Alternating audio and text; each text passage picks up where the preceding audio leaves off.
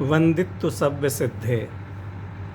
आचार्य कुंद कुंद देव द्वारा रचित समयसार परमागम का क्या मांगलिक संदेश है, वह हम जानने समझने का प्रयास कर रहे हैं। आचार्य कुंद कुंद देव का कुंदन सोना, 100 टंची सोना, 24 कैरेट का सोना, आत्मा का परमार्थ स्वरूप कैसा है। अभी तक हमने केवल मिले जुले रूप में ही आत्मा को जाना है, माना है। संयोग और संयोगी भाव, संयोगी भाव किसे कहते हैं? संयोगों के निमित्त से जो भाव होते हैं उनको संयोगी भाव कहा जाता है। उन संयोगी भावों के रूप में देखा है या तो जीव को, या धन आदि के संयोग से, धन के संयोग से धनवान माना है, स्त्री के शरीर से स्त्री माना है, पुरुष के शरीर के संयोग से पुरुष माना है, और वहाँ पर जिस जिस प्रकार के भाव हुए उन उन रूपों में हमने अपने आप को स्वीकार किया है। अब आचार्य देव यहाँ पर कह रहे हैं कि आत्मा का ऐसा स्वरूप नहीं है। आत्मा के स्पर्श, रस, गंध, वर्ण, शरीर, संस्थान, संगनन इत्यादि नहीं है, और ना आत्मा किसी गुणस्थान वाला है। आत्मा तो गुणस्थानातीत जो सिद्ध परमात्मा होते हैं वो नहीं, वो सिद्ध परमात्मा तो गुणस्थानातीत होते हैं, लेकिन ये जीव तो अनादिकाल से ही गुणस्थानातीत है, किसी गुणस्थान वाला भी नहीं है, मार्गना स्थान वाला भी नहीं है। जीव के कर्मों का बंधन नहीं है, कर्म का उदय नहीं है, कर्मों का क्षय नहीं है, सब भावों से रहित। इस प्रकार 50 नंबर से 55 नंबर तक की गाथाओं में 29 प्रकार के भावों से रहित जीव का स्वरूप आचार्य देव ने प्रतिपादित किया। तब प्रश्न खड़ा होता है कि महाराज, ये आगम में तो इनके लिए कहा गया है ना, आप तो सर्वथा इनके ऊपर डस्टर लेकर के पोंछा लगा दिया। हमने तो बड़े बड़े शास्त्र पढ़े, और शास्त्र पढ़ पढ़ करके हमने तो ये जाना है कि ये भाव जीव के हैं। सिद्धांत ग्रंथों में, गौमटसार आदि ग्रंथों में इनके लिए तो जीव के कहा जाता है, कहा गया है, और आप कह रहे हैं कि ये भाव जीव के नहीं हैं। तो फिर हम वो जो सिद्धांत ग्रंथों में पढ़ी हुई बात है उसका क्या करें? तो आचार्य देव कहते हैं, 56 नंबर गाथा लिखते हुए आचार्य देव कहते हैं, व्यवहारेण दुएदे जीवस्य हवंति वर्णमादिया। ये वर्ण आदिक भाव जीव के व्यवहार नय से हैं, ऐसा कहा जाता है। यह व्यवहार नय दिखलाया गया है। जो परमार्थ स्वरूप है उस परमार्थ स्वरूप को बतलाना ये निश्चय नय का कथन है, ये निश्चय नय का काम है। और संयोग और संयोगी भावों की अपेक्षा से जीव का स्वरूप बतलाना वह व्यवहार नय का कथन है। तो जो सिद्धांत ग्रंथों में, तत्वार्थ सूत्र जी में, गौमटसार जी में, लब्धिसार ग्रंथ में इत्यादि ग्रंथों में जो जीव का स्वरूप बतलाया गया है, भेद प्रभेद बतलाए हैं, संस्थान बतलाए, आकार 6 प्रकार के संस्थान, 6 प्रकार के संगनन, फिर वो किसको होते हैं, किसके नहीं होते हैं, कहाँ क्या होता है, चारों गतियों का वर्णन, उनके रहने के स्थान, बहुत सारा विस्तार से वर्णन किया गया है। वह जो सारा वर्णन है वह वास्तव में व्यवहार नय से, वर्ण से लेकर गुणस्थान पर्यंत जो 29 प्रकार के भावों का प्रयोग किया ना कुंद कुंदाचार्य देव ने, उनमें पहला शब्द है वर्ण और दूसरा अंतिम शब्द है गुणस्थान। तो इस गाथा में वर्ण और गुणस्थान को पकड़ लिया है कि वर्ण से लेकर के गुणस्थान पर्यंत जो भी भाव हैं वे जीव के नहीं हैं। मित्रों, इस बात को बहुत अच्छी तरह से समझना। ये भाव होते ही नहीं हैं ऐसा नहीं समझना है। इनको जीव के नहीं कहा गया कहीं पर भी किसी भी अपेक्षा से, ऐसा नहीं समझना है। इनको जीव के भी कहा गया है, जीव के प्रतिपादित किया गया है, वो भी याद कराए गए हैं, पढ़ाए गए हैं, समझाए गए हैं, और वो भी नग्न दिगंबर बीतरागी संतों द्वारा ही लिखे गए हैं। और वो बात सर्वज्ञ परमात्मा ने ही बताई है।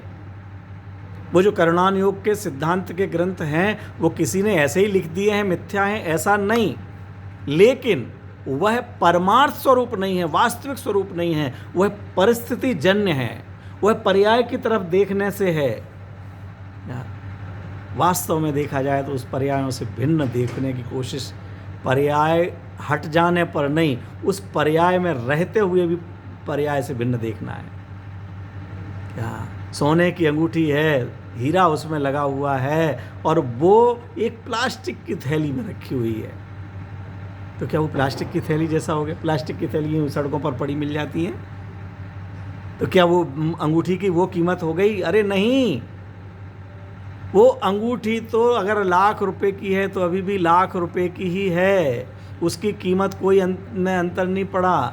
अगर हाथ में से अंगुली में से अंगूठी किसी भी कारण से हमने निकाली थी, ऐसे ऐसे कर रहे थे और छूट गई और गोबर में गिर गई, गोबर में गिर जाने पर अंगूठी गंदी हुई क्या नहीं हुई? अरे गंदी हो गई, गंदी हो गई, गंदी हो गई, हाँ गंदी हो गई, अब मैं क्या करूं, मेरी अंगूठी गई। अरे नहीं बेटा, कुछ भी नहीं हुआ, कुछ भी नहीं हुआ तो पहन लूँ। नहीं, गंदी हो गई, गंदी हो गई और कुछ नहीं हुई, साफ है, गंदी नहीं हुई और गंदी हुई, ये दोनों प्रकार के कथन हैं। उस गोबर के संयोग के कारण से देखा जाए तो अंगूठी गंदी हुई है, लेकिन उसके स्वभाव से देखा जाए तो कोई गोबर अंदर नहीं चला गया, थोड़ा सा पानी डालेंगे और वो गोबर धुल जाएगा।